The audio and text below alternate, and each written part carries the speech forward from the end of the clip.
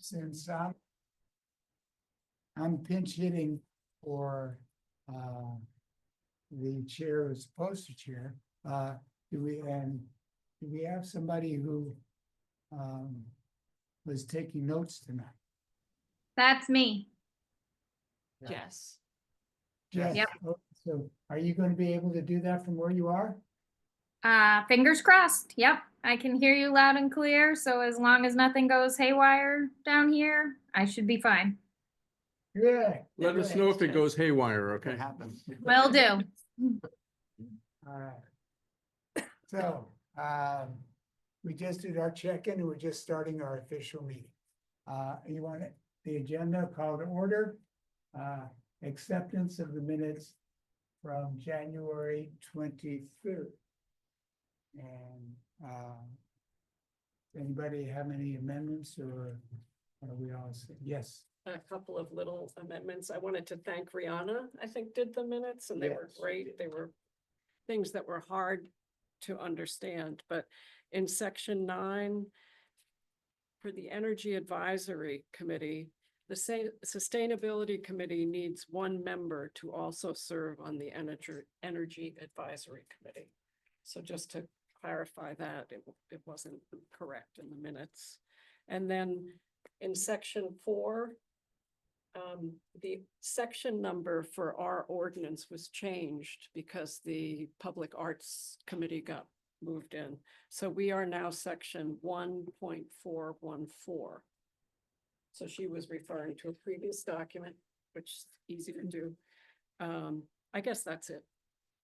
with that type of detail, is there anybody who moves that we accept the minutes as amended? So moved. All those in favor? All right. Those opposed? We are moving right along. So we accept then presentation discussion on the New Hampshire Climate Action Plan. So unless there's any other business, we can go right into Kurt. Bert, I had Yeah. a couple of minor business things for the committee, so I just wanted to take care of that. Go for it. So, we cleared up about the quorum and it's great. We've got a quorum tonight. I just wanted to say we only have one open position, one vacancy on the committee. And it's posted like, I don't know if it was in the city's newsletter this week, It was. but we need someone on this committee to also serve on the Energy Advisory Committee. So we should look for any newcomer willing to do that or someone on the committee willing to do that. And then in January 2025, I noticed that the city council adopted a volunteer training standards of conducts and ethics. And that refers to people serving on committees.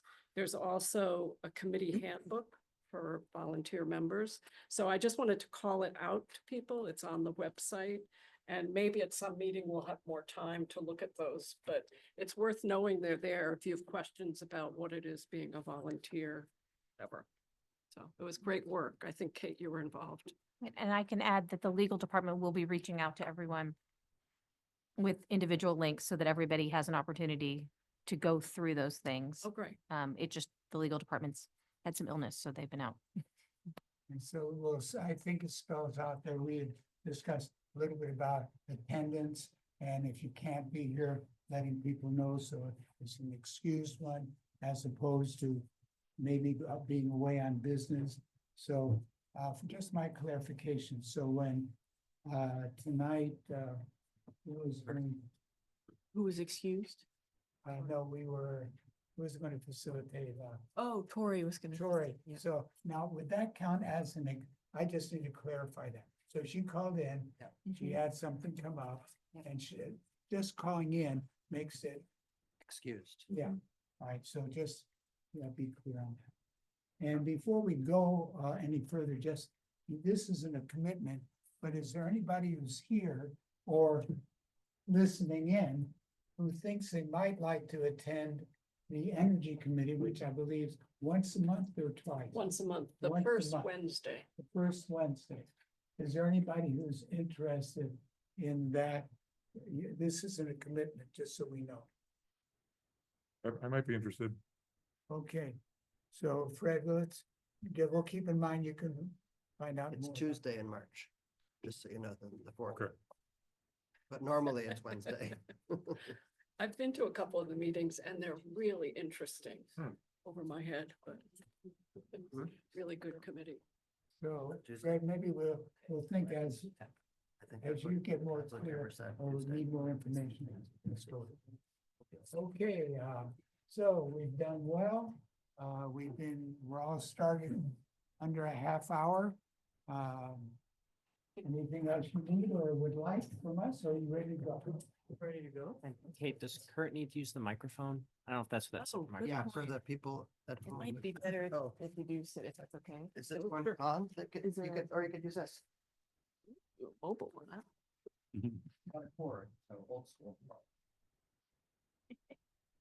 Walk around. Hello, Hear it. can you hear me on Zoom?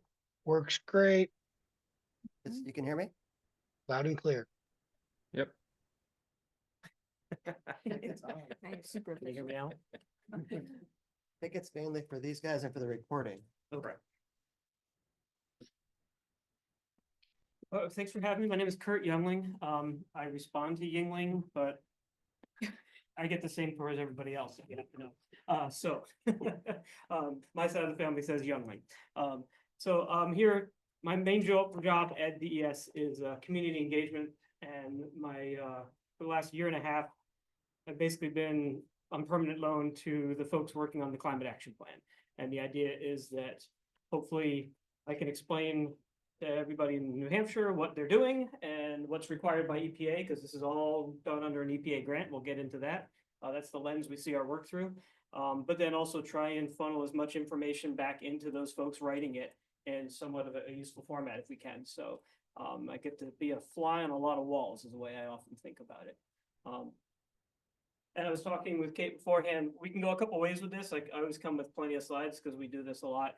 If there's folks that have no clue what I'm talking about, we can start a year and a half ago and walk you through what we've been up to and what the requirements are on the grant. If you were all at our 2.5 hour kickoff event in Concord in December, I can really jump ahead to what we've been doing for the last 2 months. Or we can kind of just do a little hybrid. What would help for you folks? Hybrid Hybrid? for me anyways. Okay.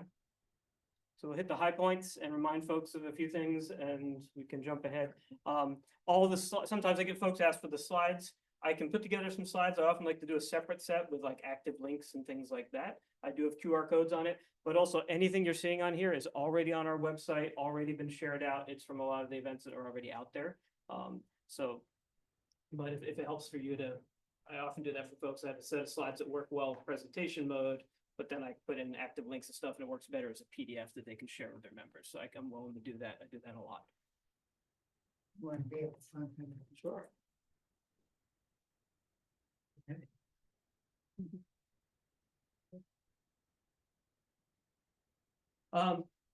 So again, the Comprehensive Climate Action Plan is one of the deliverables to EPA under the Climate Pollution Reduction Grant Program. So you hear me say CPRG, it's not because I work in government to love abbreviations, I just tend to be surrounded by them. But so this is a 4-year grant that we got from EPA.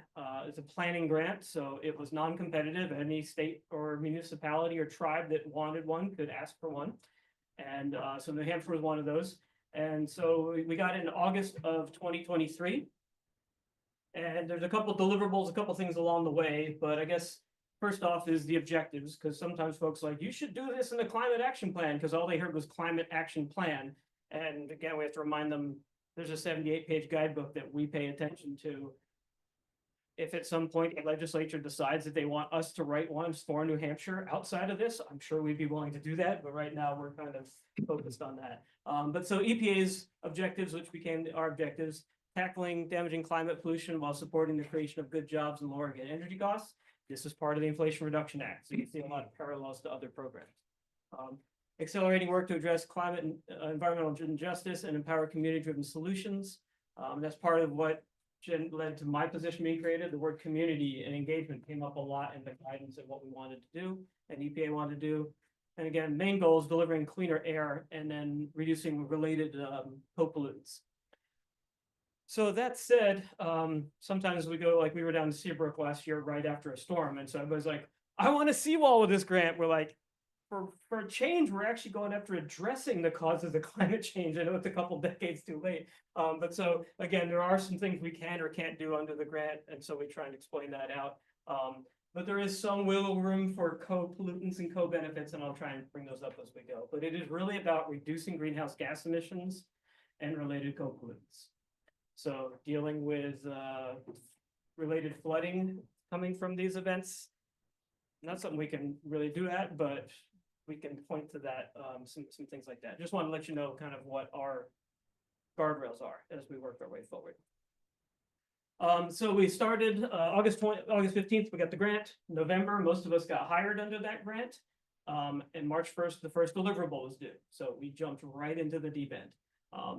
And so March 1st, we had what was called the Priority Climate Action Plan, which I wish EPA had called it like preliminary or something else, because all anybody saw was priority. And when we didn't include the thing on a sticky note that we got from them, they're like, well, how come my priority wasn't your priority? The Priority Climate Action Plan was really about identifying things that we could do in New Hampshire right away that would have a huge bang for the buck to reduce emissions.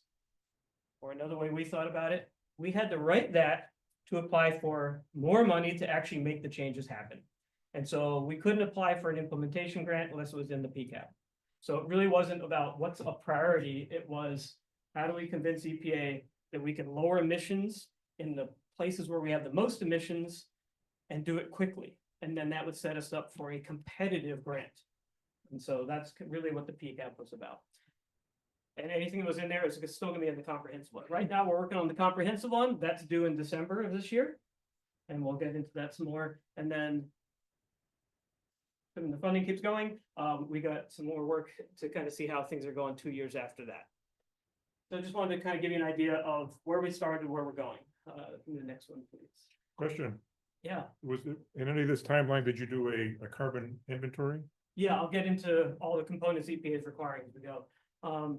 So just the PCAP, you can go look at it. I think we had a lot of folks in bid, but essentially what the PCAP was, again, is pointing out things that we could try and fund a month later with another application. And in New Hampshire, our two biggest emission sectors are transportation and buildings. And so we went heavy into transportation and buildings. We had some other programs within DES, like energy efficiency at wastewater treatment facilities. So we had a bunch of projects people already would like to do. And it turns out in most towns, maybe it's not the biggest emitter, but most towns, that's one of the biggest costs they have is wastewater treatment facilities. So if there was a chance to get some extra money to try and help out.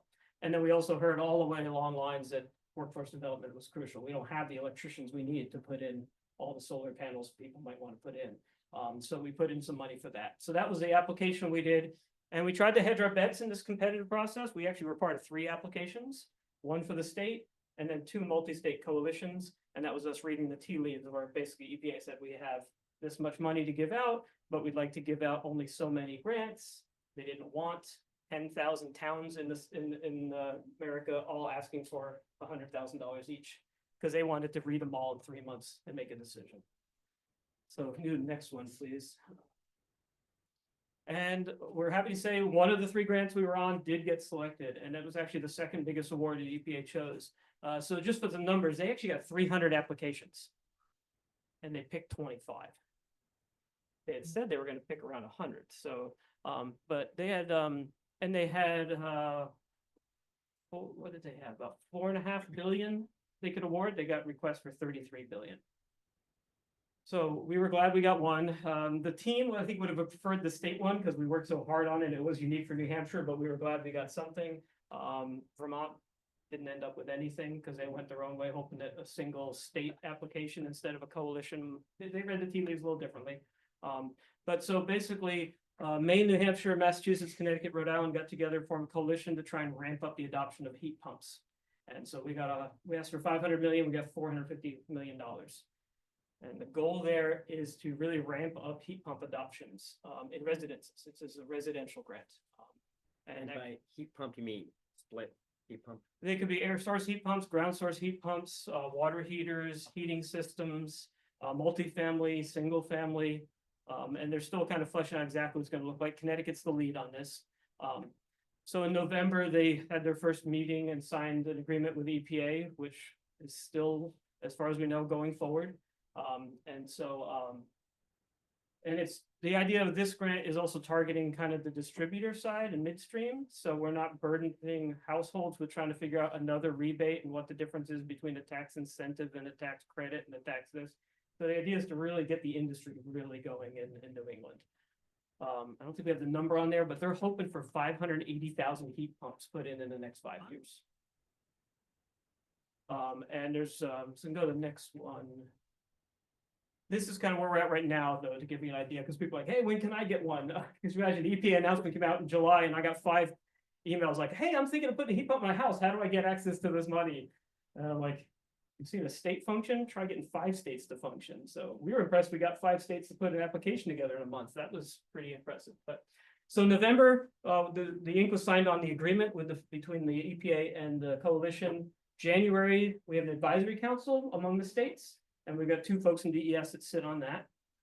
And so the idea is that they're going to hire a third-party implementer to really do this cross state lines and things like that. So Connecticut is kind of taking the lead and talking to EPA and turning in progress reports. It's kind of nice somebody else is doing that. But they're also the ones issuing the request for proposals and things like that. And so that's where they're at right now, is they're in the process of putting together an RFP to have different businesses or different groups decide that they want to be that third-party administrator. And they have to put together, I think there's 3 hubs that they call them, but one is mainly about ramping up the heat pump production, getting incentives to distributors. One is looking at pilot programs in low-income areas to really kind of get some innovative ideas going. And then another one is a resource hub. So basically we could have training for contractors, a place that somebody could go and go, I've heard this word heat pump, I want to know about them. They can go there and learn about this. So it's probably going to be a website. It could even be something like, hey, I got a 200-year-old farmhouse. How do I put a heat pump in that? Well, hey, somebody did that last week, and you can get their information. So it's hopefully that'll help kind of roll things out. But part of that was not the coalition that's going to flesh out all those details. This third-party administrator is going to make the pitch for that, and they'll select that.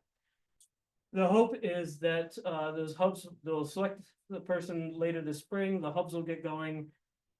The hope is that the money and the program and everything will go live late summer, early fall, and then they'll have 4 years to distribute the money and get everything going. I try and sit on those meetings. We'll keep fleshing those out the more they go, and the more we learn, we'll keep updating our website and giving folks updates.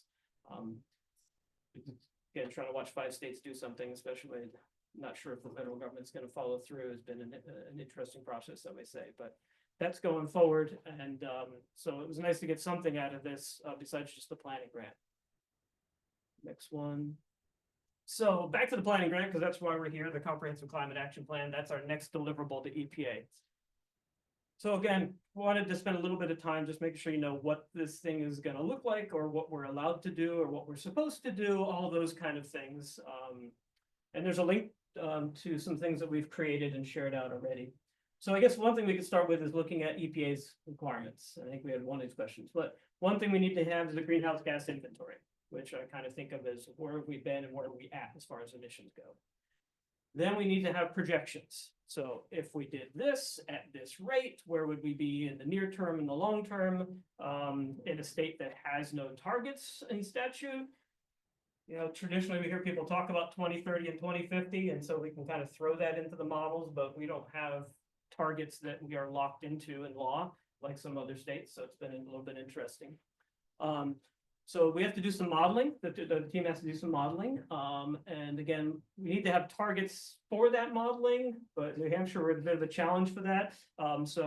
We've been getting some impact on input from people, and the team will be picking some things. Maybe it might be just be simply as going with the Paris things, or there's some targets in the Eastern premiers and New England governors agreements. So it's a regional goal, we may adopt that. But unlike other states, we can't just point to RSA this, that we're going to get here by 2035 and here by 2050. Then it's just the nature of the beast here. Then we have to have measures, and that's really what we're working on now, is vetting out measures, things that we can implement in New Hampshire that would lower greenhouse gas emissions. and quantifiable. So they're also planning ahead that once the CCAP or Comprehensive Climate Action Plan, sorry for the abbreviations, is turned into EPA in December, thinking ahead to, okay, in a year and 2 years out, how are you gonna say how well things are going? So things that we can measure, metrics, things like that. So the team's trying to identify those. Statewide benefit analysis has to be done too, and that's a variety of things. So workforce, economy, things like, we can get a little bit into resiliency. So that's one option that EPA lets us go to. Again, not ramping up the size of culverts in the North Country, but if we did this project and it would make the town more resilient, we can definitely bring that kind of discussion in. LIDAC stands for low income and disadvantaged communities. And so part of this is, there was a target of definitely making sure that we are hitting those areas, and that's EPA. This also fell under the Justice 40 initiative. So 40% of the impact of these funds and these plans should be flowing into LIDAC communities. So we did some analysis to show that these projects are benefiting people. From EPA, that's not super clear. I mean, the low hanging fruit would be, where did you spend the money? But if you can say if we know this is already happening voluntarily, but if this coal-fired power plant went down, right, and got replaced, and you could say where the air quality improved and how many of those communities saw improved air quality, that would be one way of thinking about a benefits analysis. So that's an option under EPA.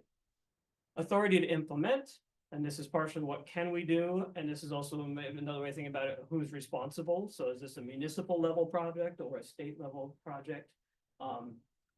Intersection with other funding, recognizing especially in New Hampshire, we can either crank up the taxes, which goes over really well with people, or we can find other funds. And then again, workforce planning, recognizing we probably don't have the workforce we need to really ramp these kind of things up. So all that is what EPA is requiring in the plan. 3 or 4 people still knocked it off in a few months, right? Yes. Quick question for you. This all sounds great, but if we don't have these reduction targets written down of the law, then what's your take? How is this gonna play out? Are people voluntarily going to say, yes, I wanna do this? Is it realistic? Like, you're gonna spend a lot of time and a lot of people will be involved, but then realistically, how do you think this is a successful mission or not? I have to, otherwise I wouldn't be here and I wouldn't be working on it, right? Yeah, so. Sort of state, yeah. the laws. So I guess, let me just get to that. So, because I think this is part of it. So we recognize, yes, we don't have the authority to tell the legislature that we need targets. But the legislature could turn around and say, we've adopted targets, I want you to put it into the plan, right? So that's right now, the guidance we're getting is, we're working on this EPA, we can do everything EPA is asking us for. We're gonna shine a light on voluntary measures that can be made. And this is part of the reason we're here tonight. Let's face it, some towns are way ahead of the state in adopting targets and regulations and things like that. And so, me personally, I think what I've realized throughout this work too is the New Hampshire way is connecting the people that have done this successfully and learn from it with the people that want to do it. And so throughout this process, and I think that's what we're all realizing is the document is we're going to turn into EPA. And the 2009 plan was kind of like this too. It wasn't the document, it was the process of doing the document and the number of people that learned what we've learned and shared out and things like that. So a lot of what we're doing, and I'll share this out too, is creating spaces to facilitate the sharing. And I often joke, like I used to with my students, we're not a fraternity. Just because I suffered through it, you shouldn't have to. And so if I can find a town that said, hey, if we had known this 5 years ago, we could have done it like that. Well, great, this town that's just starting the process can leapfrog right into what you've learned, or this business. So right now, that's our authority to implement, and that's where we have to go. In a place that runs on town hall meetings and things like that, right? And town meetings, that seems to be the way New Hampshire functions, right? Yeah.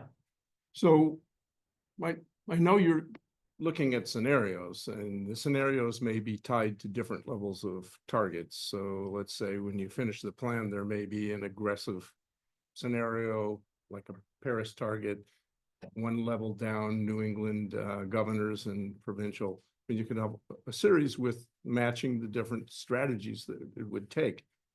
Then the potential might be then for a political commitment to accept those, but you can't start with that. You have to lay it out as a choice. Does that sound kind of right?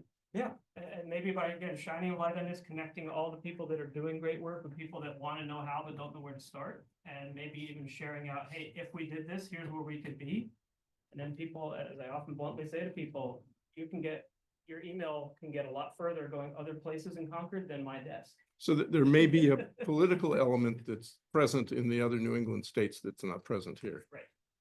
Which would make their job easier than, Oh, yeah, there's Yes, definitely yeah. times where like, wow, that state has 20 people that it has a whole floor of an office building that's been doing this for 10 years and we got 3 or 4. or has a political statute that says Yeah. we will hit this target by 2050. Yep. Which Portsmouth has, so if we're sort of contrasting. Yeah. Yeah. Yeah, and so that's why I said, one thing we've been learning is some of the plans that the municipalities have are much further ahead that way. And often we also have folks looking at the 2009 plan. When I started this work, I got a lot of folks like, we've been waiting 15 years. Let me tell you what you should put in the plan. And it's like, well, the 2009 plan was actually an executive order from the governor at that time, and they assembled about 100 people to work on it. This was federal money we were allowed to take and allowed to work on. But there's nothing in statute that even has a state agency responsible for climate planning. So. Yeah, Just have a question, for the, so you have the plan, it's voluntary to kind of go into as a municipality, like the municipal can kind of decide if they're gonna go along with this plan or not, is that kind of? I think it's really gonna be showing measures that our folks are already doing with the idea of sharing out all that information and modeling it. We can do the modeling and stuff like that.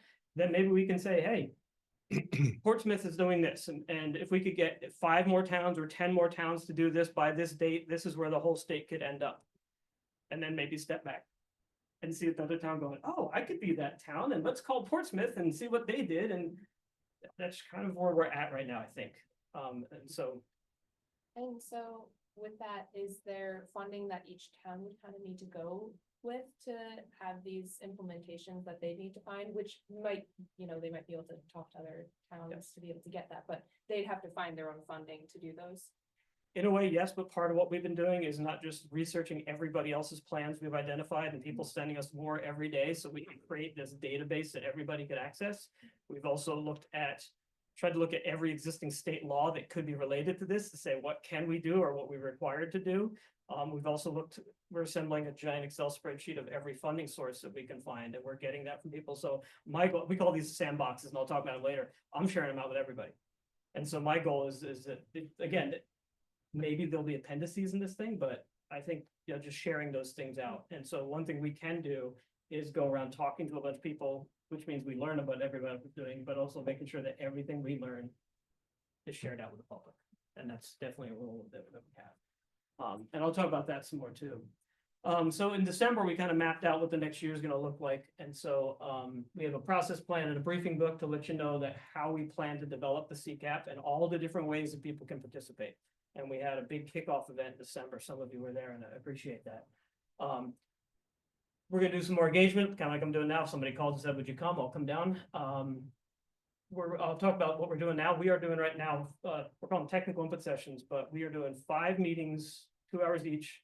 The second week of every month, we're doing 5 of these, and they're really based on sectors. So we're gonna have a group that looks at transportation, but 2 hours in January, 2 hours in February, 2 hours in March, 2 hours in April, 2 hours in May. The idea of we're gonna try and kind of flesh out as many things as we can, get content experts, folks that spend their day thinking about this stuff in the same room, get municipalities that are like, hey, I'm curious about that, to come in. They're open to the public, they're open to the press. Mara was there the last 2 weeks ago. And so again, to kind of create a space where everybody can learn from each other while we're also hearing what everybody is doing around the state. And the hope is that we can kind of put it in there. I'm kind of seeing this as, we're going to call it the Comprehensive Climate Action Plan, because that's what EPA calls it. My personal goal as I'm seeing this and how this process is working out, just kind of sharing what my experience is. I kind of see this as it's almost a state of climate action planning in New Hampshire report, kind of, in my mind. And so if we can shine a light on this measure, adopting EVs or putting solar panels on the school, and then say, here's 3 towns that have already done it. And if you want to talk to them, here's their success story, and here's their funding sources, and here's the, just connecting as many people as we can.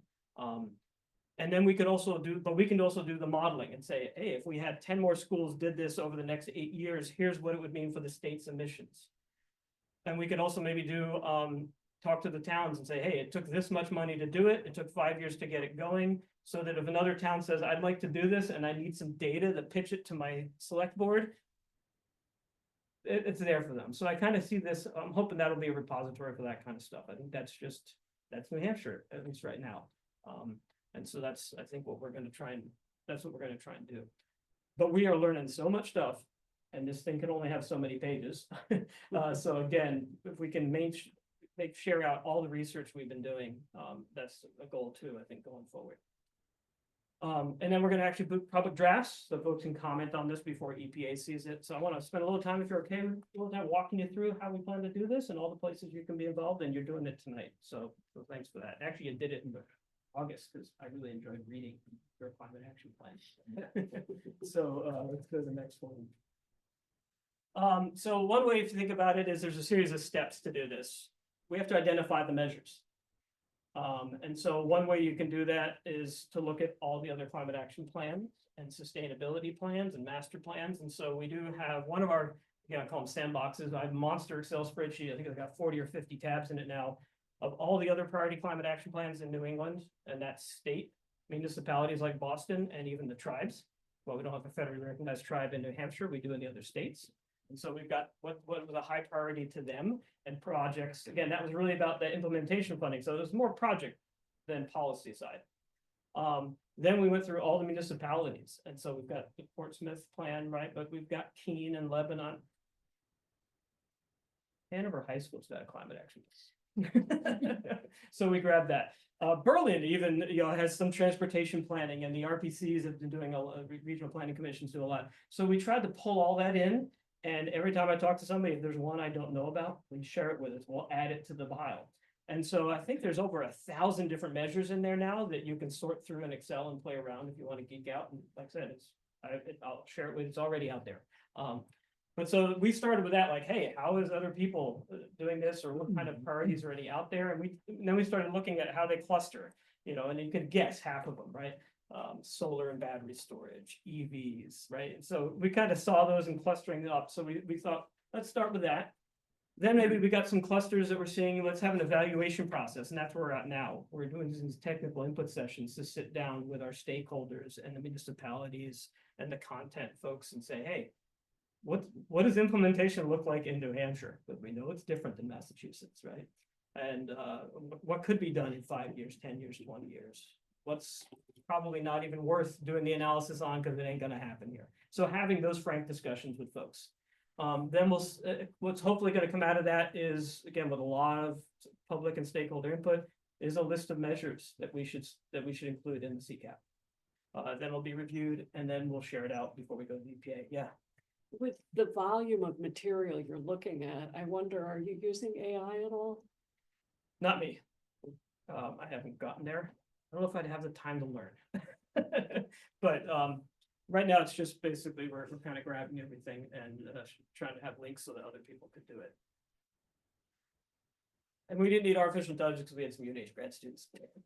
So we kind of sat down and filled the room with whiteboards. And like I said, it's pretty, I think anybody that spent some time doing some, even Portsmouth, I could guess the top 25 measures you came up with, almost everybody else is, right? There's really not anything really earth shattering out there. We're all kind of trying to do the same thing. But maybe different ways of doing it is where we might learn some new things. So that's kind of what we're thinking about this process. And next one we'll kind of outline. So we, in December, we kind of kicked this off and shared the process plan with everybody.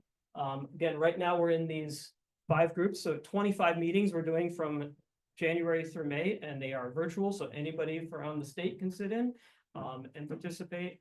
And so we've been getting some great feedback from folks like that. And then the idea is that probably late spring, maybe June sometime, we'll share the list that's been bubbling to the top with everybody's feedback. Including and also thinking, okay, we can do analysis, we can do modeling with the material, with the models that we've got that are available. So we can actually do everything EPA wants us to do for this measure to include it in the CCAP. And the people of New Hampshire have been sharing that this is something that they want. And we've even got some towns or businesses that have already made it happen, and they could be the kind of the success story we point to. So we plan to post that out, and that'll be public comment period for a month on those. So again, one more chance for anybody that didn't participate to have a say. Then we'll take all that information, kind of start really drafting the final version of the CCAP, which includes all the other stuff EPA wants us to put in there besides the measures. And some of the benefits analysis and stuff like that. Undoubtedly running up through the commissioner's office and things like that, DES, and then probably September-ish, early fall, is a draft of the CCAP that goes out for public notice in the months to get feedback, and then it goes to EPA. So we've tried to build in as much public and stakeholder input as we can. It's been a bear to kind of organize and schedule all those meetings, but to me personally, this is the way we should do things, and there's times when the four of us need help. So I think at the end, if somebody said, how come you didn't take this in? I'm gonna go through the email list and go, how come you didn't email me or come to a meeting? And so again, we've got some very big events. We had 2 kickoffs, a virtual and an in-person one we did in Concord to really outline what from December to December, what the year's gonna look like, and invited a lot of comment. You may have seen the comments in the press, disappointed that we weren't putting a lot of teeth in that we don't have the authority to put into. But I think everybody's realized it's not the 2009 plan by now. And then again, we're gonna have a midpoint where we share out all the measures that we've been really fleshing out with everybody's help through these technical input sessions, then put out a draft. And then hopefully in December, we all get together and have a party because it's done. And also a really big thank you to everybody who's been helping us out along the way. So that's our plan for this year.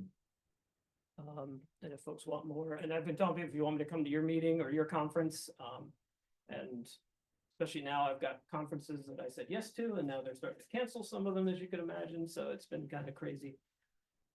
These technical input sessions, I want to give you a little better idea. We've had some folks participating, so and so they can share out how those have been going. EPA wants us to do things based on economic sector. So there's a focus on transportation, agriculture, natural working lands, industry, waste management, power generation. So we have to at least have a measure in each one of those categories.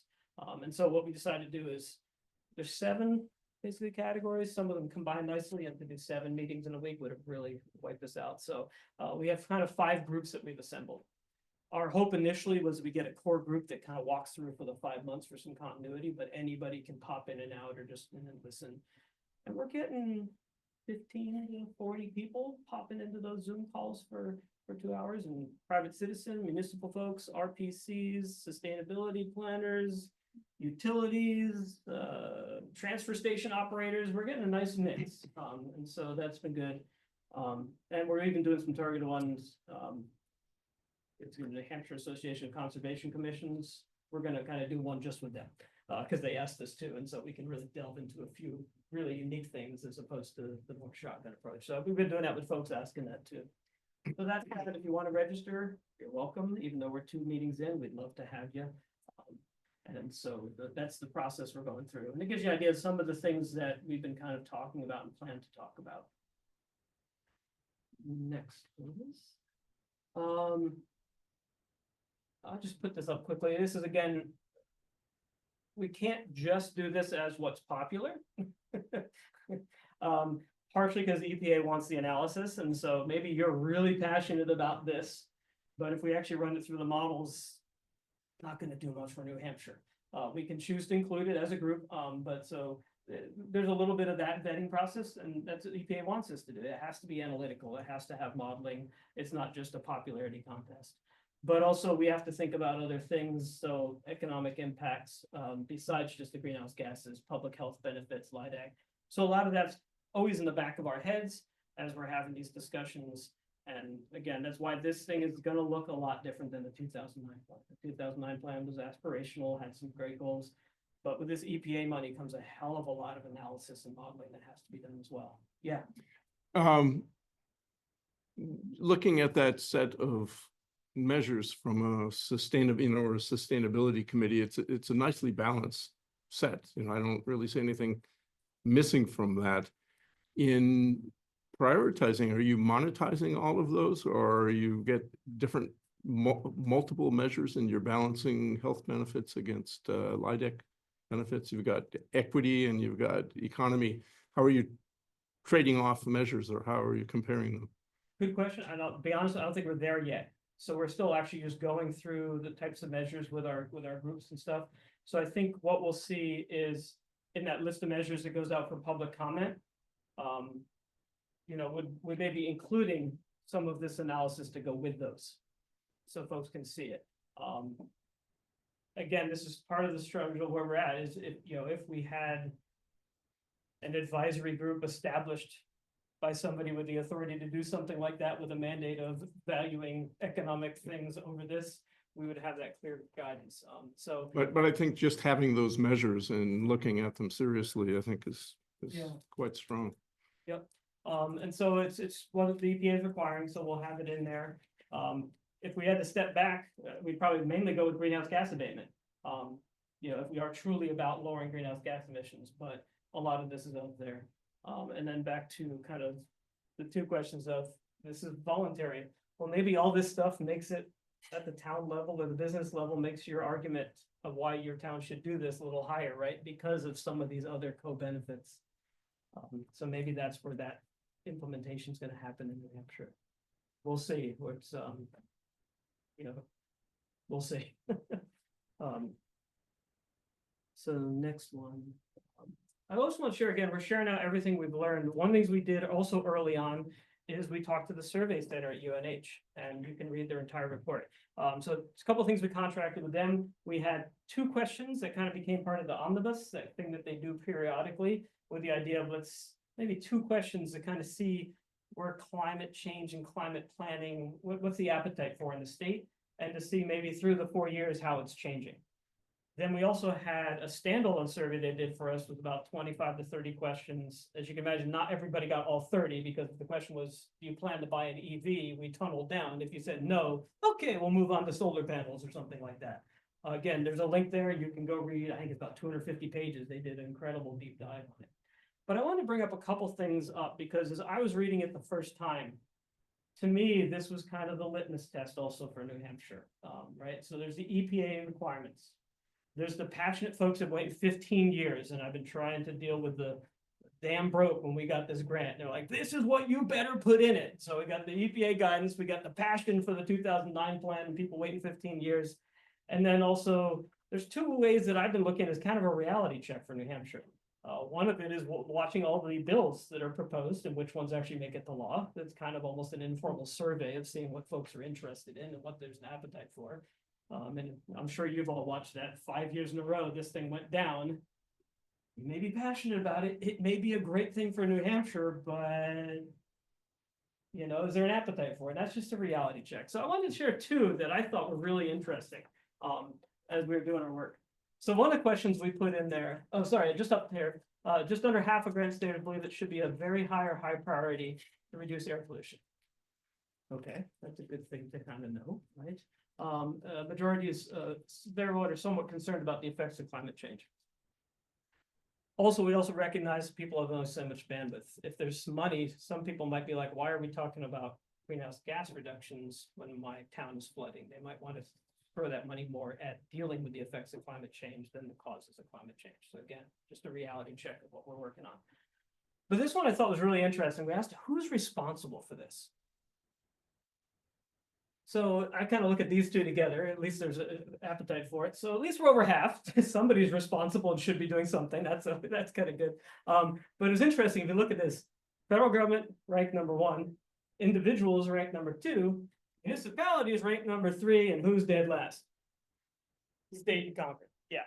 So on one hand, we've got the really passionate folks that are frustrated with what's happened since the 2009 plan, and they really want Concord to do something. Yet at the same time, is that really the popular way of doing things in New Hampshire? Right? So again, it's just something I wanted to share with you, because to me it was informative, you know? And also kind of like maybe our role here is to point out everything everybody else is doing right so that they could mimic it and implement it on their own. It might be a way if that's a New Hampshire plan. Again, it's interesting. The next one too was another one. Again, we had a bunch of questions, but I thought these were interesting. How important do you think it is to reduce air pollution within the following sectors in the next 5 years? And actually, it was interesting to see how they ranked: manufacturing, waste management, electric power generation, energy use, commercial buildings, transportation, agriculture. I put this question in for 2 reasons. One, just to kind of see where folks are, but also to see if they know where our biggest emitters are. So folks there think we should be really going after manufacturing, which is about 1 to 2% of our emissions every year. Now, maybe these are folks that see a smokestack zone, but it was interesting because our 2 biggest emitters are our buildings and our transportation.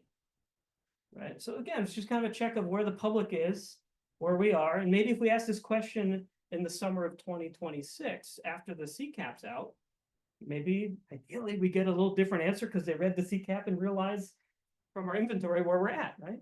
And then this one I thought was interesting is how likely do you think we're likely to do things in 5 years? And that was very disappointing. But so again, it was a couple ways of asking the question, but also we got some interesting things about it, but kind of where people think we should be throwing our energy, and it doesn't align beautifully with where our first emissions are. And then also how confident are we that something's gonna happen? So I thought that might be interesting for this group, so I kind of brought that along today. And actually I have one that's hot off the press, so the next one. We have the 2 omnibus questions that we've been asking all along. We started January 25. We asked it in the big question, and actually we just asked it this January. Portion of New Hampshire residents that believe climate change is happening now and caused by humans. 60% last January, 60% in October, 55% last month. Portion of New Hampshire residents believe climate change is happening now, but it's caused by natural forces. 27, 28, 34 over the last year. And portion of New Hampshire residents believe that climate change is not happening. 7, 8, 8. The teacher and me actually looked at this first and said, thank God we don't have to walk in the room and talk about climate change is real anymore. At least we've got a vast majority believe it's happening. But looking over the last year, that's some interesting changes. So I wanted to bring that in to you to kind of think of in your work too, and the audiences you may be dealing with. Maybe a little different in Portsmouth than up in Berlin, but I wanted to share that with you. And the next one too. How much of a priority do you think it is that we should be looking at reducing air pollution to help address climate change? And so portion of residents that think it should be a very high priority to reduce air pollution to address climate change, a little over half, a little under half. Portion of New Hampshire residents think it should be a medium priority for New Hampshire, kind of there, and think it should be a low priority. So again, to me, that's important as we're doing this plan. I always hear from the folks who tell me what the plan should be. I've got the EPA 78-page guidance telling me everything we have to include in there. But things like this, as well as the authority to implement what can or can't be done at our level.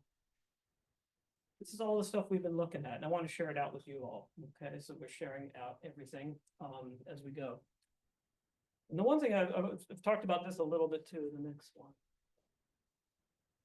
Again, our sandboxes, recognizing we can't put everything that we've learned in the CCAP, and it'd be a shame if it stayed on a hard drive somewhere.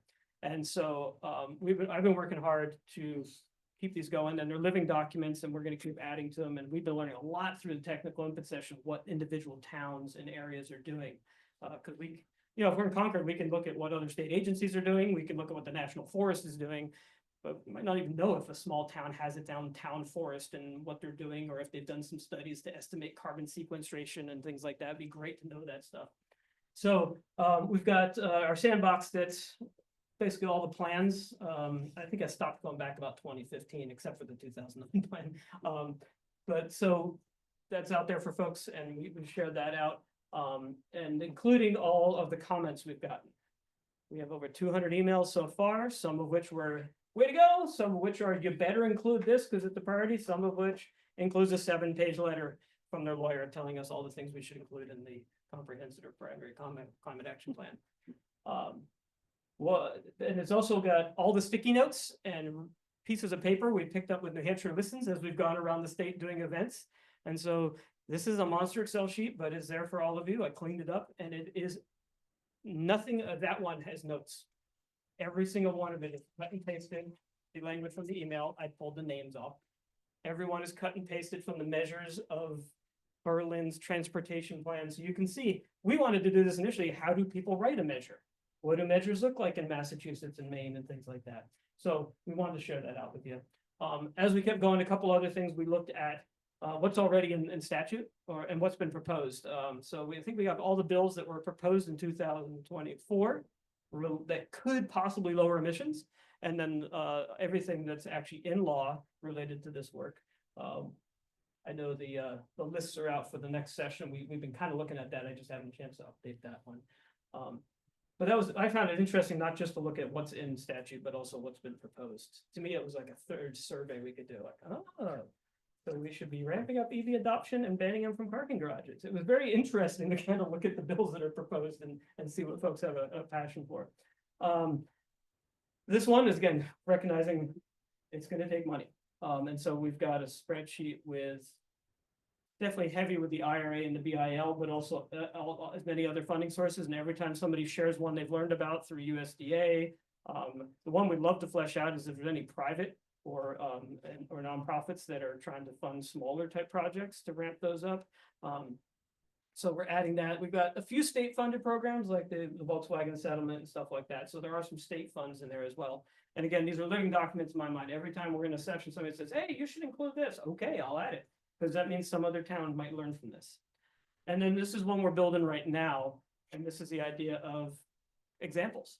So pilot programs or projects, whether it's a plastic bag ban here or EV charging at a school somewhere or a town that's, I don't know, trying to do something with the building code. So every new house faces south for solar panel. You know, I know in Vermont, they're experimenting stuff like that. So we want to put all that in there. And again, my idea is if somebody in their town says, boy, I wish we could do electric school buses, they could go through and oh, I got 5 people who got experience with this. Maybe I'll give them a call and talk to the city manager or something like that. And then if these do end up being measures in the CCAP, we can add the analysis and the benefits and the modeling of what if we did this at this scale in New Hampshire. Maybe that would help them pitch the idea to whoever makes the decision of the finances. So that's kind of, I think, about anybody older like me, annotated bibliography of your term paper, right? Everything you looked at, but maybe not everything that made it into it. So we're sharing those out. We're updating as we go. If you look at it and say, hey, you're missing the climate action plan for this town, tell me, I'll go cut and paste and add it in there. And then we can sort through. And our team is using it a lot. Say we're trying to work on measures related to salt marsh restoration or something like that. We can just go, oh, okay, let's look for salt marsh. And 12 of those came up and or something like that. And we can see how did this town or the state write that measure and things like that. So again, to me, the process, especially something like this, the process, and that's something we can do at the state level, is learn from everybody else and put it in one place that everybody can access. And so hopefully that's how we're going to move this forward. And if I'll give you, I know we're running a little bit, so example of how this might work.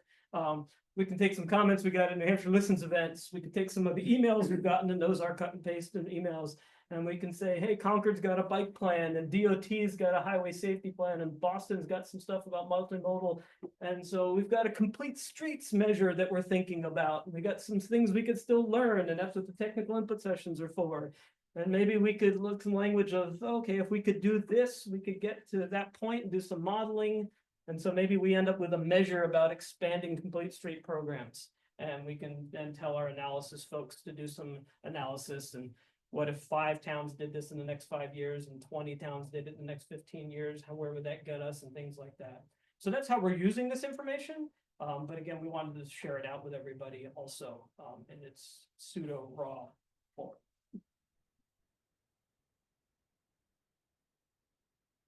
And we're not done, and we're not done with you. So we're still plunking along. Everybody's like, I heard your funding got shut off. It's back on. And so we are every day just assuming we are still moving ahead. And then we're all kind of dealing with uncertain times in a different way. I hope the funding keeps going because in my mind, if you cut a project off 2/3 of the way through, you didn't save $1 million, you wasted the first 2 million. So at very least, I hope we can put out the CCAP. But we'll wait and see. And if you want to see us keep doing this work too, the words of encouragement mean a lot. Telling somebody with more authority that they better protect us would be another thing you could do with your free time, but I can't tell you what to do any more than I can tell them what to do.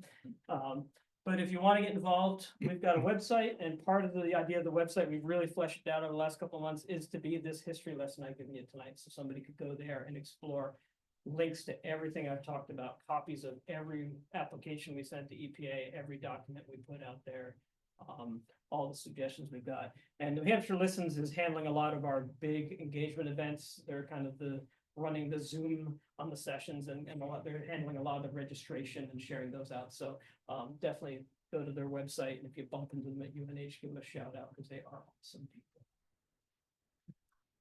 So let me just give you an idea for you. If you have some questions, I'll try and answer them like I've been trying to do. Yeah. Given the number of people who appear to be skeptical about climate science, do you have anything in your plans or for public outreach or, PSAs or whatever, just to try to better inform people about what's going on and try to get them on board with this? Well, first off, if you go back, actually, I looked at it the opposite. I said, wow, thank God we're at the point where only 9% don't think it's happening, even if they disagree as to the why.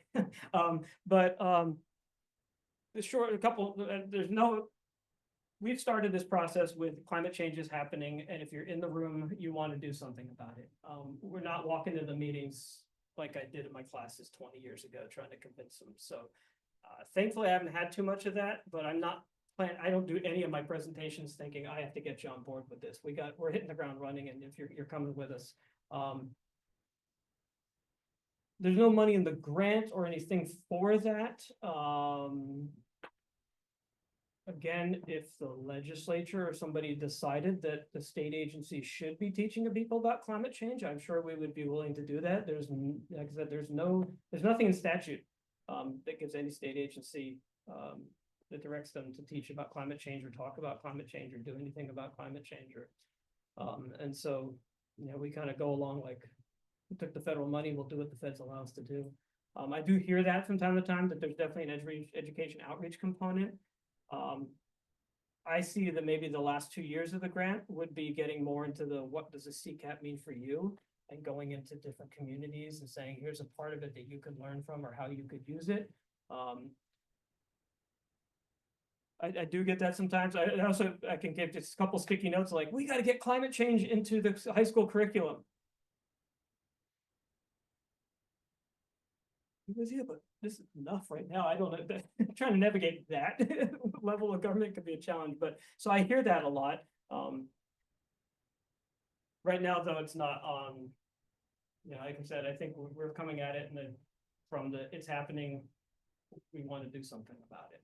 But were you talking about the difference between the people who are actually aware that there is a problem and those, and at what rate are willing to spend money to reduce air pollution? That's a different graph. Is it the second one you're talking about? Very low numbers want to actually do something about reducing air pollution, which includes CO2, I assume, although I'm not sure that was explained.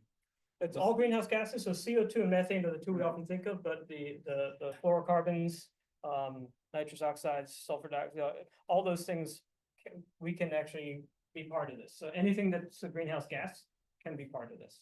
Right. Yeah, I think he answered my question, so I'm fine. Yeah. One comment and one question. I mean, the comment is kudos to you and your colleagues for your hard work on this. You're not dealing with the easiest hand on this. The easiest hand dealt to you on this. I think plans to me involve recommendations and actions and commitments and monitoring and measures and progress. And I think it's going to be very hard to get to that point, but I think you're doing what you have to do to move forward on that. And having been involved in the initial outreach and in the transportation group, the work is, and the commitment is really very clear on that. more practically, once this plan is completed, it gets reviewed by the EPA and accepted, and then is that the sequence? And then is the state then eligible for particular pots of money if that is still available and hasn't been cut off? And if that's the case, how would Portsmouth, like the other cities, then apply for that, particularly to implement some actions in the Portsmouth cap? Good question. So even if we go back to the previous administration, there was never anything on the radar of another round of implementation grants. There might have been hope for it, there might have been talk about it in the corridors of EPA, but there was never and basically when this plan started in summer of 2023, 2023, there was the planning grant to spend 4 years working on these planning and analysis, and then there was one round of implementation grants planned. I don't know what their intentions were, but so there was, from our understanding, there was never a second round of funding coming.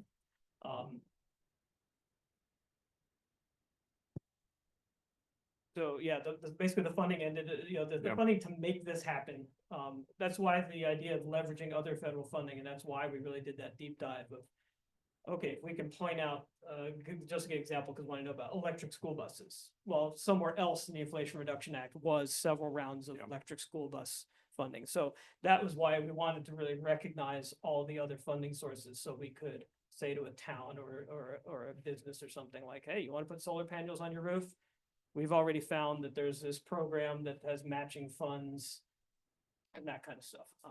But so, yeah, there was in the CPRG though, there was never a promise or an indication of another round of funding, regardless of how politics may have happened. I think there's a lot of people hoping for it. If I had to read a crystal ball back in August or something, I would have said if there was some more funding, it probably would have gone more at the resiliency or dealing with the effects of it. Because I think also that would have been a lot more popular and a lot more appetite. And but that's all just crystal ball on my part. About the $450 million, has that third party who's going to make the final decision as to how it's apportioned even been selected yet? That process is going on right now. So Connecticut added what they call an RFI, a request for information, to get some input from, maybe folks that have done these scale programs and administering funds and things like that. They got some feedback. That was in January into February. I think in the next couple of weeks, they're going to issue the request for proposals. And Connecticut Deep also has, all the requirements. They have a copy of the final grant application that EPA agreed on, so that somebody bidding on it could be like, okay, I have to develop this, I have to develop that. I do know that, like I said, there's 3 hubs. One is really getting the incentives into the distributors and manufacturers. I think that one, we estimated that's about 40 to 45 million coming to New Hampshire. But again, I think it'll have to, so that was kind of, there was a formula for how the money was distributed around the states. Some of the other money was going for that disadvantaged communities, that a certain percentage had to go there. So I think there was another formula there that they were trying to figure out, looking at all the states, seeing whether it was a percentage of the region or a percentage of the state. It's all based on census data. So I don't think that one had been fleshed out completely. And then there was the idea of some innovation grants to kind of try something. And again, that was also trying to target maybe some block level projects and things like that in cities. But I think part of it was that these entities that want to be the third party administrator would be bidding their vision for some of those, and that the group would be deciding, oh, that sounds interesting, as opposed to the 5 states trying to come up with all those details themselves. And leaning heavily on Maine's experience with heat pumps as well. If they're going to be the have Maine at the table, they're not to be crass, but I'm sure they could yell BS if somebody proposes something because they've really ramped up heat pumps on their own. So they've kind of know what barriers exist and things like that. So that's been really helpful to have them at the table too. Is there some kind of deadline? It involved? will be, there'll probably be a 30-day deadline of when the RFP is announced. So I think that's coming in the next couple weeks. So it'll be a announcement from it'll be through Connecticut, but we'll make sure we share it out with everybody here. And then we'll see who wants to run it. But again, it's really targeted at trying to funnel the money into that midstream so that we don't have to get contractors and homeowners trying to figure out yet another rebate program. Is the legislation going to be, I mean, is the state legislature going to be involved in dispersing the money? Or not?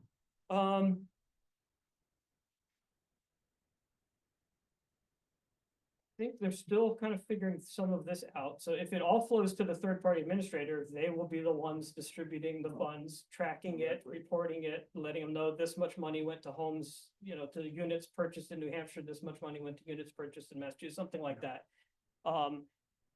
If there is I don't think we know of any, but say there was a state agency like somebody at DOE that wanted to be the third-party administrator for New Hampshire, then they'd probably have to get at least through governor and council and all that kind of stuff to be allowed to handle the federal funds and stuff like that. Mhm. I haven't heard who's gonna do that. Each state is gonna have a representative as a third party? Is that your No, understanding? each state's got two representatives on the council that's gonna pick the third party, but the third party, the idea is to make this regional, and partially is because these things ship over state lines, not all the, you know, you don't equally manufacture heat pumps in all 5 states. So I think that was part of the reason of having a group is to somebody that can function over state lines.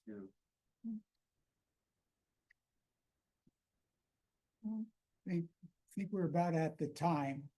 I would like to say thank you. And I'd like to take 3 minutes. This is to give you some feedback. Yeah. If you want to sit down. And Have we lost our Zoom people or are they?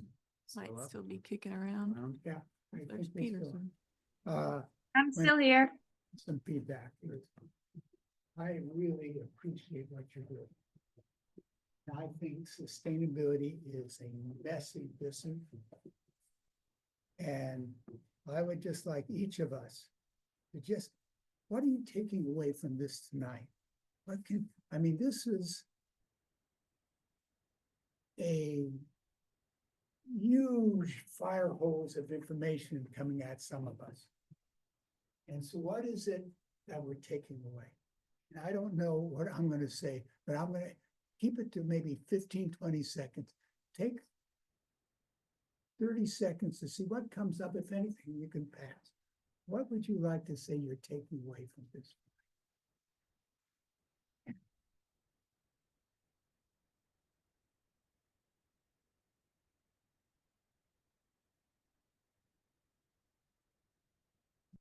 The right to pass. I'm taking away that I didn't know what a climate action plan was 2 or 3 years ago. We worked hard and you're going through that process in a much huger scale.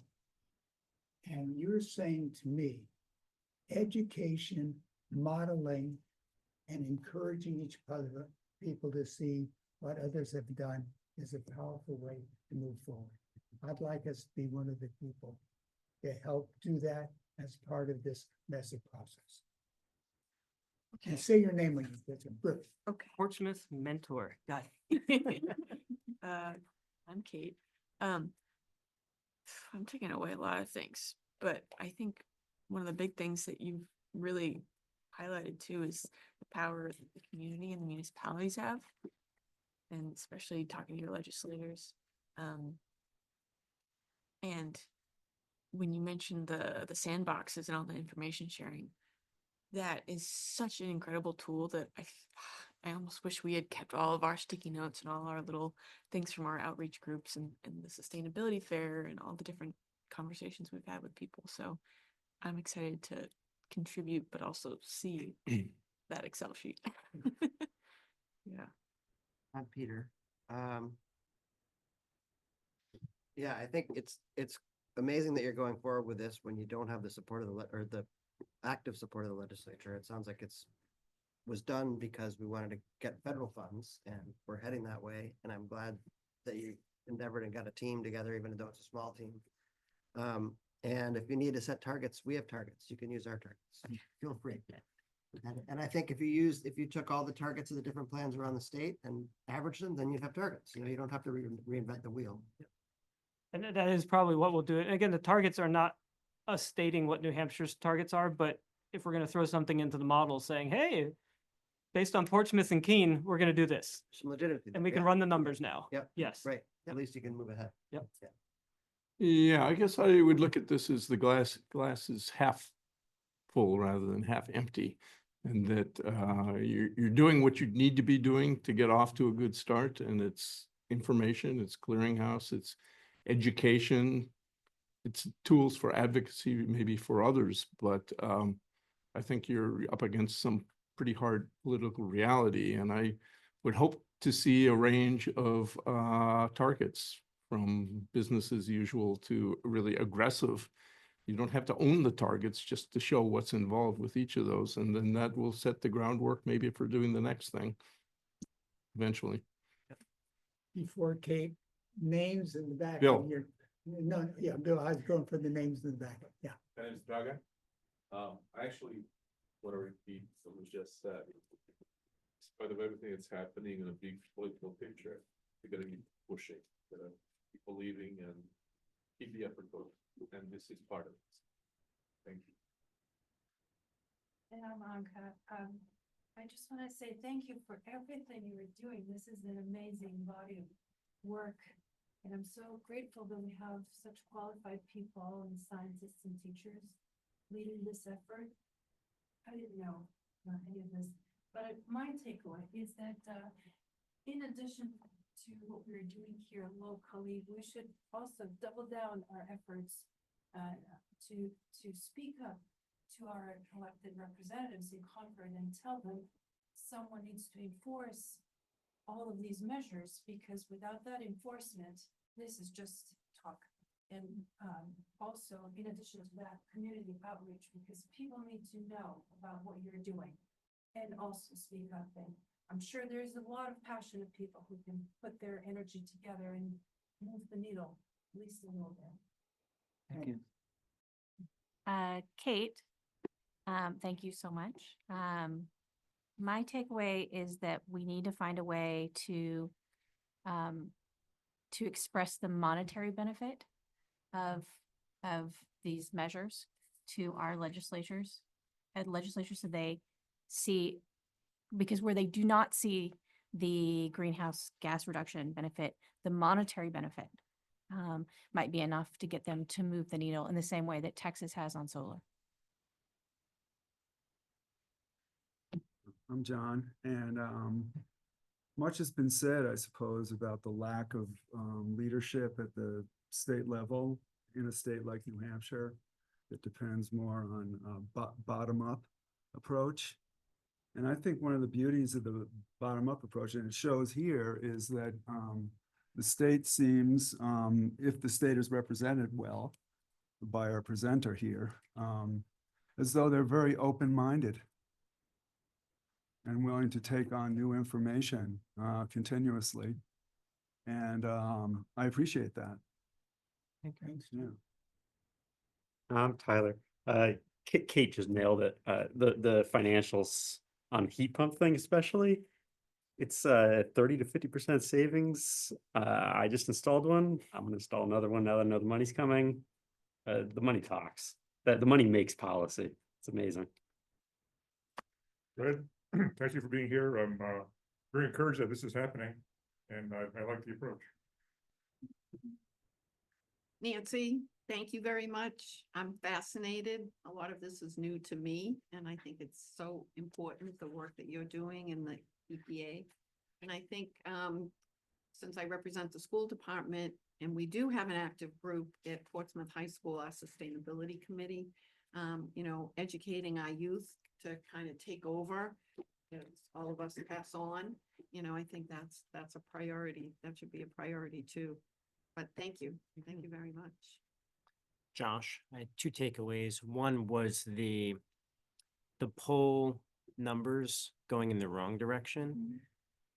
Stuck with me, but the other takeaway is, given all the headwinds against you, from this being the state of New Hampshire to the state of federal funds right now, I am very impressed with the what you've been able to put together and a plan taking all that into account, from saying, hey, this is something that other groups can look to as a resource.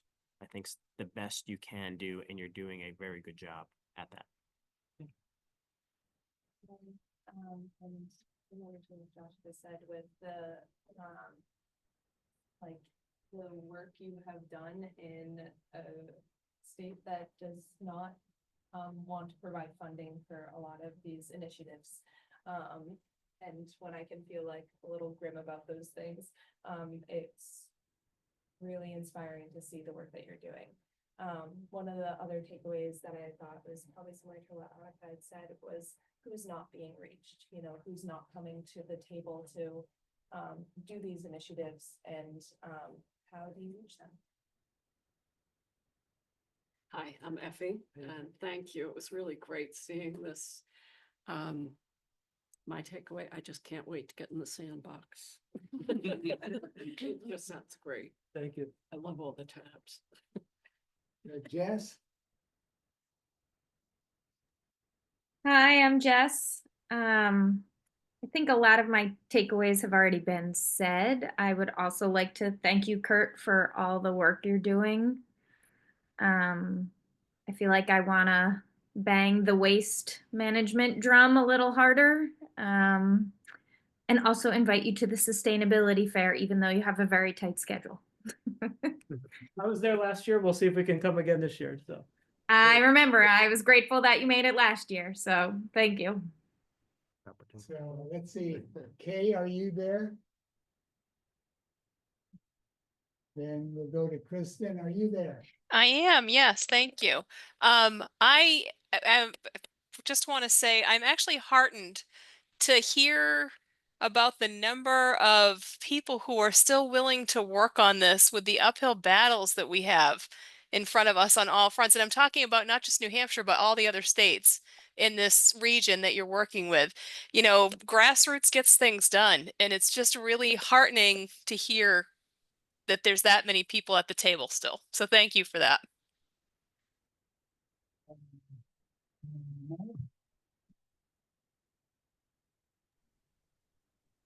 Hi, yeah, I very much enjoyed the presentation. Thank you very much. I learned a lot, and I just can't wait to learn more and continue to contribute. Monica, you're the last one. It's me. That's my memory, short-term memory. We already got you. That's all right, so we're all set. I should have deleted it somehow. Great, well, thanks. Anything you wanna? Yeah, just we've all been bemoaning the lack of targets. But that said, that we have to do them in the modeling, and so I will share out and I'll send some links, but also all of it is on our website and some of the things we've done. But there's what's called the Energy Policy Simulator, which is the modeling we're using. It's free to everybody. And basically they have two scenarios, and they have it state by state. And so they have two scenarios already for New Hampshire: business as usual, and if we went for, say, the net zero by 2050. And you can see, so you can go in there, play around. That's one of the things we're looking at. And so it's definitely something that's everybody can look at, and we're playing around with that and kind of using it in real time in some of our presentations. So even though we might not have them as mandated so that there's teeth behind this, at least from a modeling perspective, we can say, if we wanted to get here, how could we get there? And we can at least ask those questions and do that analysis and stuff like that. Remind folks, we've got a designated, I'll just up there, we have a designated email address for everything related to this, CPRG@DES. I can share that out with Kate too, and send some web links to some of the documents. But like I said, it's all available, and we have one email address, so you can send stuff to. And I very heartened every time I go out, the words of support. I pass those along, but if you want to send a kudos to that email address so that the rest of the team reads it, those are always welcome, as well as the, why didn't you do this? We're getting a lot less of that though. The first couple months though, we did get some of that. But thank you all for having us, and thank you all for being the model. Like I said, we learned that a few months ago, that basically, as we were doing this, like, all right, what if there were 10 municipalities where Portsmouth is today? And we could do the modeling and analysis on that. And if we can't turn around in Concord and say, we need 10 towns to be like Portsmouth. So like somebody said, bottom up, right? And so, but knowing what you're doing and sharing it out and having plans and having those accessible to people in your town, as well as somebody like me to cut and paste it into the sandbox. And if there's other towns, you know, that are doing it, I do occasionally go, as I'm going around, I get towns like, are you gonna help us do our own climate action plan? And I'm like, I would love to, but one of the things I'm learning, like, I can turn down and go, have you met Portsmouth? They'd love to be a mentor. I think Portsmouth is distinctive really, in that we have the ocean on one side and we have 95 on the other. Yeah. So we have major sources of pollution in Route 95, which other cities don't have. And then we have sea level rise and, you know, storm surges and that sort of thing, and road repairs due to that, and houses that are endangered, all kinds of factors that most other towns in New Hampshire don't have. So I think there's a particular sense of urgency here that you might not find, you know, in Wentworth or Plymouth or something. Yeah. And the school got me thinking, I have come into a couple schools too, kind of this work, but also for some of the student groups, just a reality check of how does government work? And so if you did have a group that would, I think you're all, but I mean, I joke, because I have to, but one of my jokes I like to say was, Schoolhouse Rock did not prepare me for my job. But so I think also neither did my high school lesson of, and I think we've all seen that over the years, but you know, the idea that a bill actually dies in committee was not covered in my high school government class. So if you ever have groups that would like to just have somebody say, hey, what's it like to work in state government? I'll try not to scare them off, because we need people. But if it would help to have that firsthand perspective, I can give that as well as updates on what. So thanks again. Thank you. And put the agenda up. Welcome to stay. Yeah, I'll stick around. Yeah, thank you. We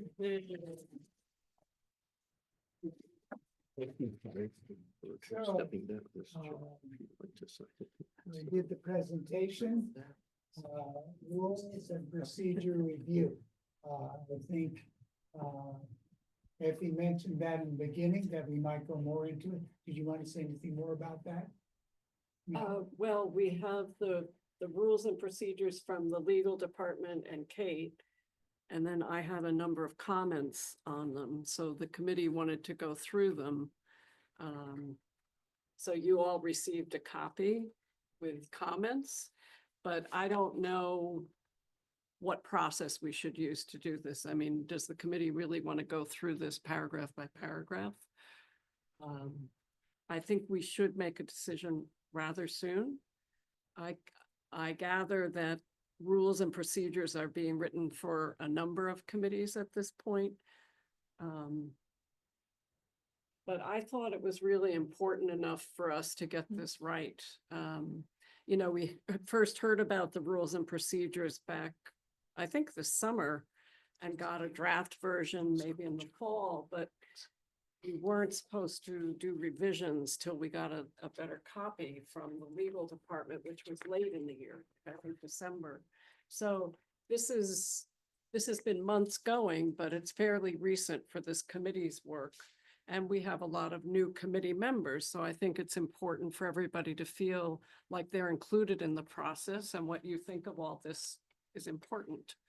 Some of it refers to city ordinances, namely two, the one about establishing the sustainability committee, and then there's another ordinance that talks about rules for all the committees. Any feedback for the process we use to go ahead? I mean, my comments and changes are up on the screen, so we could go through it rather quickly, if that's what people want to do. Maybe people want to stretch before we get into this. We've just had a great but long presentation. So, comments? I'm for 30-second standing. Anybody wants to stand for this? Do what you need to do? Great. Okay. Was that 10 seconds? Yeah, 10 seconds. In spirit. And you're particularly on the rules and procedures. Did you have anything you wanted to add before we go? No, I'm just excited you guys are doing it. Oh, good. And also I wanted to thank Counselor Denton and Tori Brooks, who couldn't be here tonight, but yesterday spent a few hours with our municipal buildings committee and answered all of our questions on the green buildings policy. Great. Great, thank you. Thank you, David. Okay, Effie, how about taking 5-7 minutes to that do it? I don't know. We'll see how many questions we have. One thing I felt in the rules and procedures that we should not repeat anything necessarily that's in the ordinance, because the ordinance will change over time. And these are our rules and procedures. The purpose section that was in, what came from legal is on the right and my version's on the left. Had a lot of language that came from, I hate to say it, but an outdated website and repeated material that was in the ordinance. So mine is a good bit shorter in terms of the purpose. And if you're just reading this now, it's going to be very difficult. It's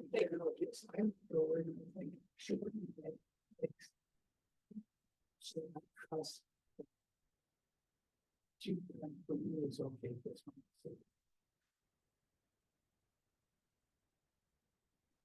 Anything else about the purpose? It might be useful if you highlighted what you thought was really important. to highlight. Okay, well, okay, so that's the first section, the purpose section. And I also added, I think, the adoption and amendment about these rules and procedures, which I don't think was in, we got from the legal department.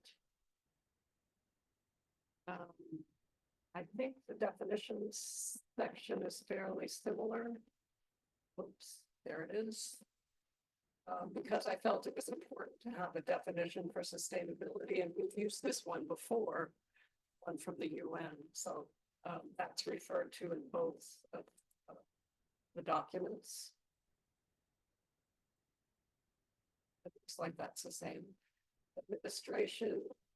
So committee membership, I really felt like that should be in the ordinance, because as we saw in the meeting last month, that changes. So I just put the membership is as outlined in the city ordinance. And it's updated with what we voted on last month to have 2 chairs at the beginning of each calendar year. I moved where the acting chair section was located, but it's basically same material. And I put a rotating role for the facilitator, which we've always done. And you'll see about the note taking further down. So. But it's before the council. The membership reduction is before the council. Correct. And the co-chair. Right, I'm sorry. To that, that I could speak to where it is now. if well, what it is, and where it is, but the fact that the membership is being is attempting to be reduced might be a good time to talk about that. Well, so that's in the ordinance. Is that what you mean? I mean, what's at the council? Get reviewed. So right now, the ordinance is at the council. It passed first reading at the prior meeting. We have for second reading, public hearing Monday night. And assuming it passes, I'll push to pass third reading as well. And the current language in it, which I think you're getting to, speaks of 1 chair or 2 co-chairs. So that's currently still in it. No one's raised any objections. I definitely think it makes sense to wait for the council to pass the ordinance before we vote on this. But did we not reduce the number of members to make it easier to get a quorum? Can we adjust that a We little bit? reduced the number of just school Representatives, students. And tonight, I said, since we don't have a school representative, are we going to count that as part of the membership or not? I was asking the group to determine the quorum. That's what came up. Okay. So if we go farther down. So these are all specifics. I reworded the quorum definition just because that over, a majority of members physically present shall constitute a quorum. I found that confusing. I'm sorry, but I did. So I rewrote it in number 7 here. The majority of current committee members that determines the quorum. And to count to the quorum, members must be physically present. I felt that was clear. That's spelled out, yeah. That's nice.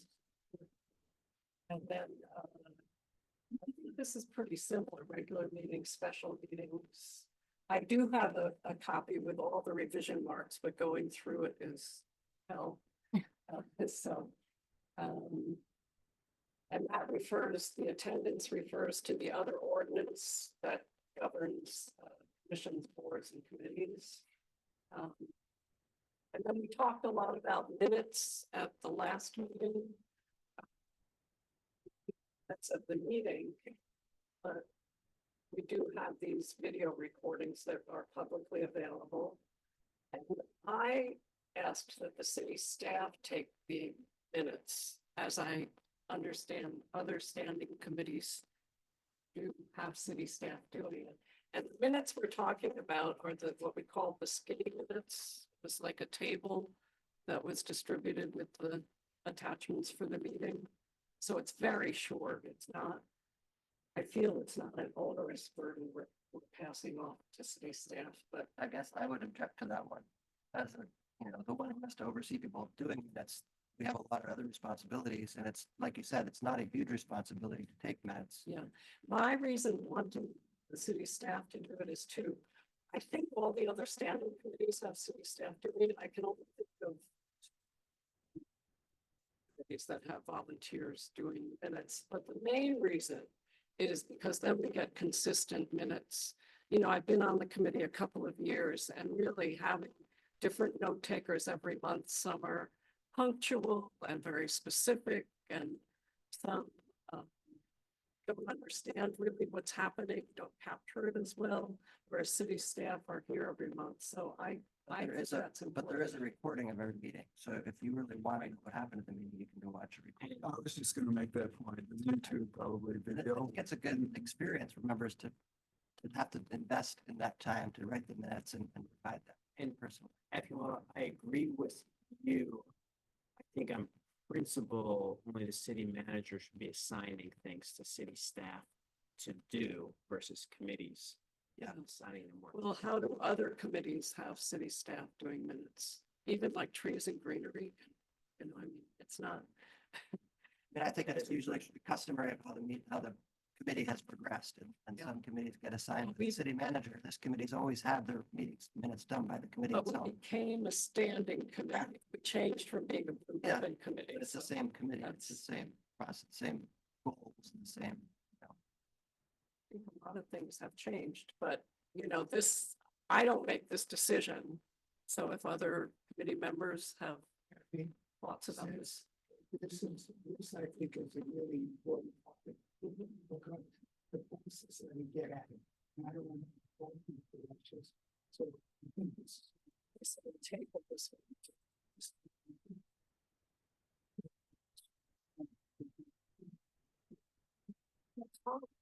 Whatever process the committee involves with, that's fine. Everything else, okay. Yeah. And one thing I added was related to the ordinance about committees and how they're run, is to get the minutes soon, after the week before the meeting.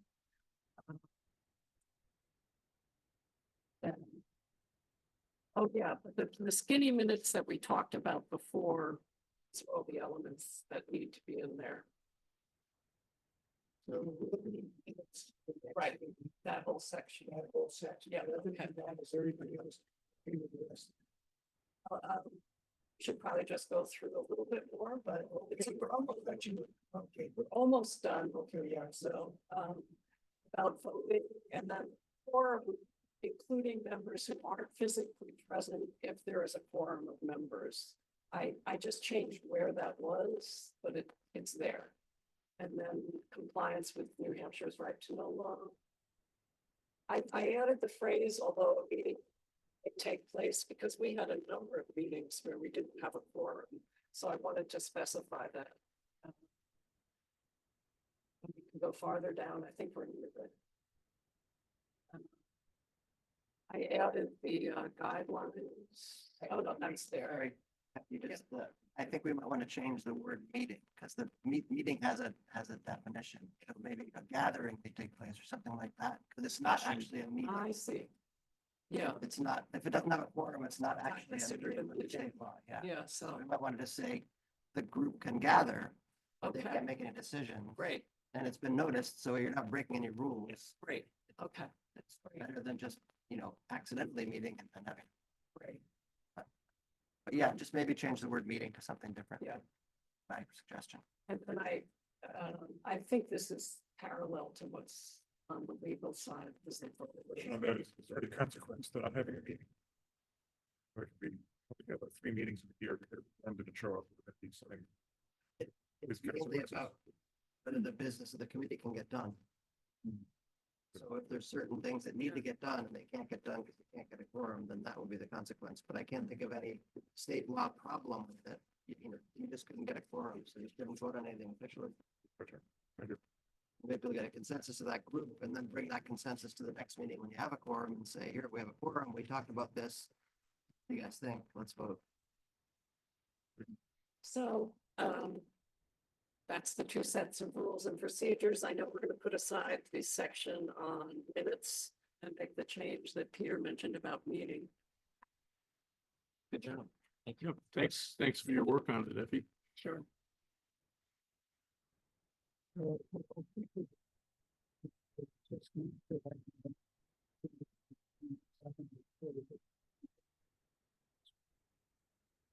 Let's wait till after that. Good.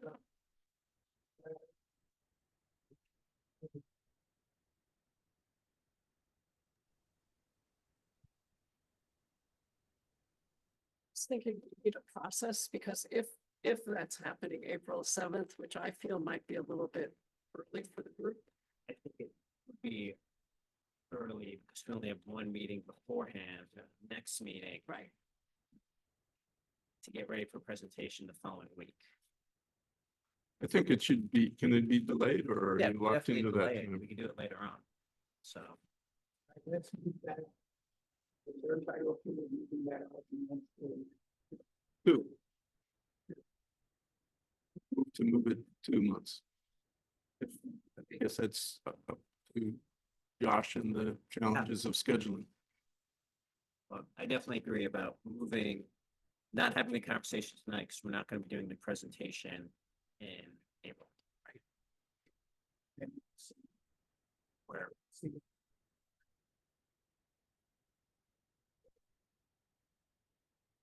So this one I added to the agenda, so I'll briefly address it. In the past, Jess and I have talked about wanting to do planning with this committee. You know, looking at the Portsmouth Climate Action Plan, and our primary function is to advise and guide on the climate action plan, the Portsmouth Climate Action Plan we're talking about.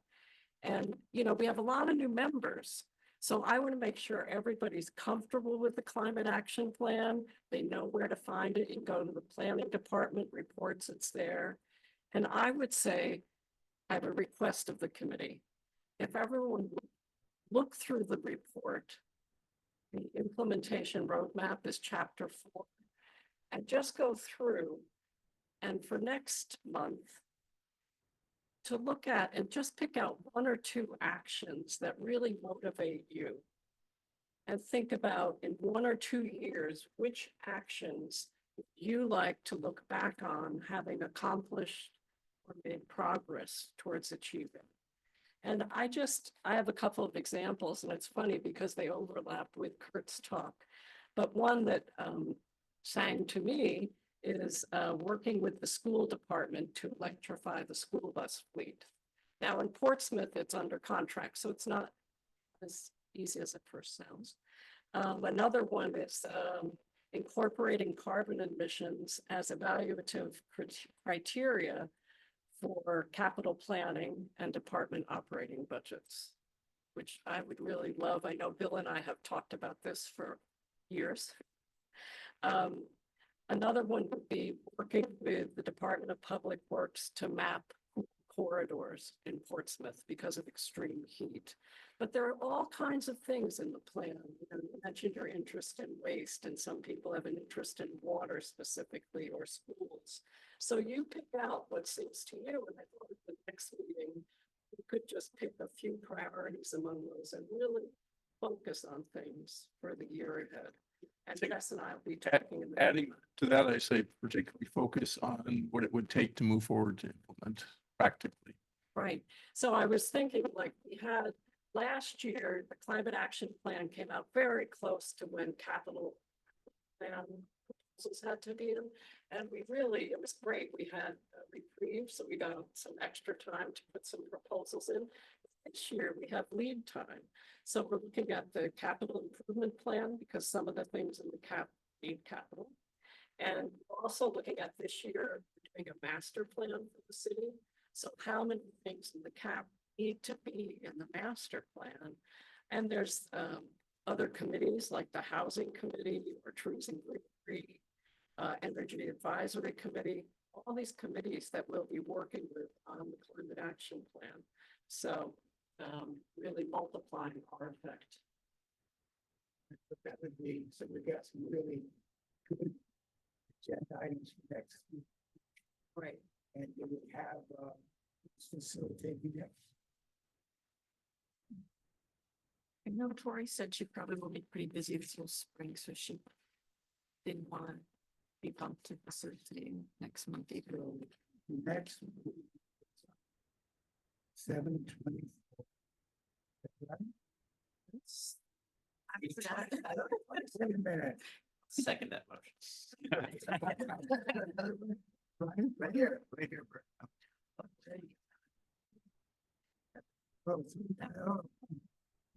Months ahead. All right, 327, so Colleen. Back. Can you say that again? People aren't speaking into the mic, so I'm missing some of the details. Who's facilitating? I know the next meeting is the 27th of March, but. Yeah, it looks like it's gonna be Colleen Spear facilitating. Okay. Just taking minutes again. Just kidding. You're doing so well. Just kidding, Jeff. Just kidding. That's fine. I don't care. I'll do them again. Can I ask I know we're gonna talk about our proposal to the city council next month. Are we gonna vote on the rules and procedures next month as well? So we can, is that part of our agenda?